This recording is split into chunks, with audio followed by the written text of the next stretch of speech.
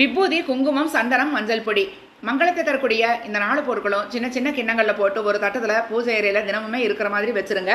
சூடம், சாம்பிராணி, ஊதுபத்தி, பாக்கு, கோலமாவு, விளக்கு, தீபம், எண்ணெய், விளக்கு திரி, நெருப்பு பெட்டி, மணி, தூபக்கால், ஊதுபத்தி ஸ்டாண்டு, பூஜை புத்தகங்கள், பஞ்சபாத்திர முதிரணி, கைதுடைக்கும் துணி, இது எல்லாமே அவசியமாக தினமும் பூஜை அறையில் இருக்கணும். இதில் பஞ்சபாத்திர முதிரணி அப்படின்னு சொல்லக்கூடிய அந்த பஞ்சபாத்திரத்தில் தண்ணீர் தினமுமே குறையாமல் இருக்கிற மாதிரி பார்த்துக்கோங்க. சால கிராமம் வலம்புரி சங்கு பூஜை அறையில் வைக்கிறது ரொம்ப ரொம்ப விசேஷம். உங்கள் விரலில் கட்டை விரல் அளவுக்கு தான் பூஜையில் இருக்கக்கூடிய விக்கிரகங்கள் எல்லாமே வைக்கணும். பெரிய பெரிய விக்கிரகங்கள் வைக்கக்கூடாது. உங்கள் இஷ்ட தெய்வங்கள், குலதெய்வம், இது எல்லாமே மகாலட்சுமி படமெல்லாம் பூஜையில் வைக்கிறது ரொம்ப ரொம்ப விசேஷம். ஒரு கண்ணாடி பவுல் அல்லது செராமிக் பவுலில் பச்சை கற்பூரம், ஏலக்காய், கிராம்பு இந்த 3 பொருட்களையும் போட்டு பூஜை அறையில் வையுங்க. செல்வத்தை ஈர்க்கக்கூடிய சக்தி இந்த 3 பொருட்களுக்குமே இருக்கிறதுனால உங்கள் வீட்டில் செல்வ வளம் குறையாமல் இருக்கும். ஒரு வாரம் 10 நாளைக்கு ஒரு தடவை இதை மாற்றிடுங்க. அப்படி மாற்றுறப்ப கைகால் படாத இடத்துல இந்த 3 பொருட்களையும் போட்டுட்டு திரும்ப புது பொருளாக போட்டு வைங்க.